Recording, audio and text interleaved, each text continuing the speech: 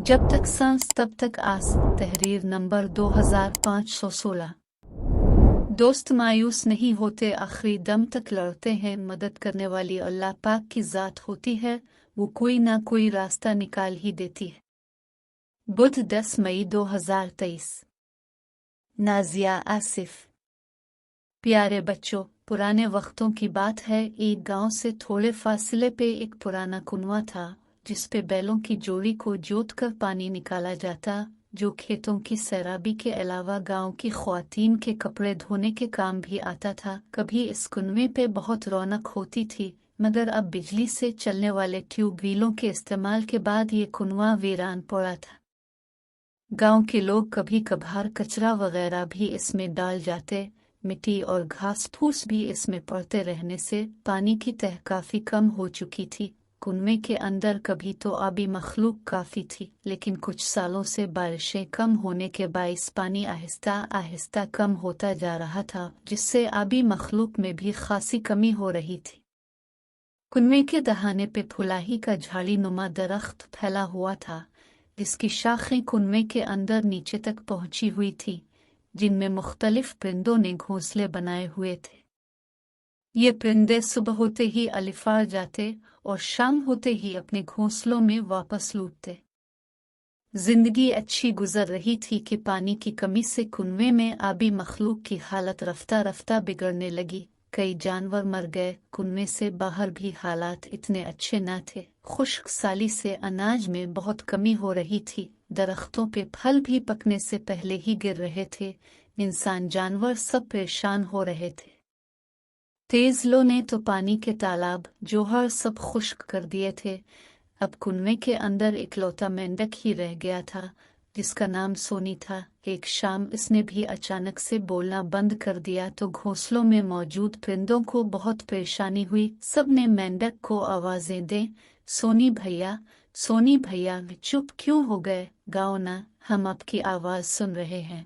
मगर कोई जवाब न पाकर सब घोंसलों से बाहर निकल आए। फुलाही की सबसे ऊंची शाख पे बैठे कौवे तक भी खबर पहुंच गई। वो भी दूसरे परिंदों के पास आ बैठा। सबकी बातें सुनकर कौवा बोला, मैं कुएं के अंदर जाकर पता करता हूँ, तुम लोग परेशान ना हो। कौवा थोड़ी ही देर में कुएं से बाहर आ गया और बताने लगा कि कुएं में पानी खत्म हो जाने की वजह से मेंढक से बोला नहीं जा रहा और उसकी तबीयत भी ठीक नहीं। ये सुनकर सब परिंदे सोच में पड़ गए कि अब क्या किया जाए। तय पाया कि फौरी तौर पे सब परिंदे अलिफार कर जाएं और करीबी तालाब से अपनी चोंचों में पानी भर कर लाएं, ताकि सोनी भैया की जान बचाई जा सके। सोनी भैया को पानी पिलाया गया तो उनकी जान में जान आई, मगर ये क्या, अगली शाम को फिर वही कुछ हुआ। सोनी भैया फिर बेहोश होने लगे तो एक बार फिर सब परिंदे जमा हुए। अब के बाद सोनी भैया को पानी पिलाकर सब इस मसले का मुस्तकिल हल निकालने के लिए मिल बैठे। तोते ने तजवीज़ दी, सब परिंदे शाम घोंसलों में लूटते वक्त अपनी चोंचों में पानी ले आया करेंगे। कौवे ने कहा, नहीं, गर्मी बहुत ज्यादा हो रही है और शाम तक सोनी भैया का यही हाल होता रहा तो एक दिन वो चल बसेंगे। फाख्ता काफी देर से चुप बैठी थी। उसने तजवीज़ दी कि सोनी भैया को यहाँ से निकालकर करीबी तालाब में पहुंचा देते हैं। कौवे की तजवीज़ को सबने पसंद किया, मगर ये कैसे होगा? अब एक बार फिर सब परिंदे सोचने बैठे। इतने में सोनी भैया की कमजोर सी आवाज, अलिफाबेर, मुझे उधर ही पड़ा रहने दो दोस्तों, लगता है अब मेरे मरने का वक्त आ गया है। बुलबुल फौरन बोली, नहीं दोस्त, हिम्मत रखो, हम तुम्हें मरने नहीं देंगे।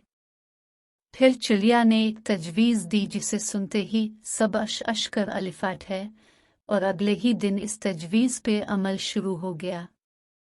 अगली शाम जब परिंदे वापस लौटे तो सब कुछ ना कुछ लेकर आए।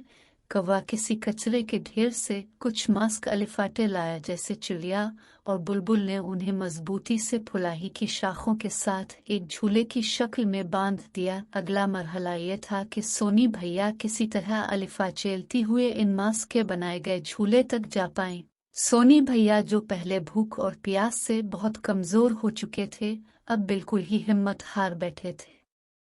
दोस्तों के बहुत इसरार पे सोनी ने एक बार हिम्मत करके जो छलांग लगाई तो झूले के दूसरी तरफ जा गिरे। अब तो गोया वो बिल्कुल ही मरने के लिए तैयार बैठे थे। फिर सबने मिलकर सोनी को हिम्मत दिलाई तो सोनी भैया झूले पे चढ़ने में कामयाब हो गए और फिर सबने मिलकर नारा बुलंद किया, सोनी भैया जिंदाबाद, और झूले को ऊपर खींच लिया। अब सोनी भैया कुएं के किनारे अंधे मुंह पड़े थे और सूरज गुरूब होने को था। अंधेरा होने से पहले सोनी भैया को तालाब तक पहुंचाना था। एक बार फिर सोनी भैया को तरगीब दिलाने की कोशिश शुरू हुई तो एक नई मुसीबत आन पड़ी। किसी परिंदे को जमीनी रास्ता तो मालूम ही ना था, तालाब तक कैसे पहुंचते। अब चींटियों ने हिम्मत दिखाई। उनका बिल भी फुलाही के तने के साथ था और वो भी गर्मी से तंग बिल से बाहर निकलकर बैठी हुई थी।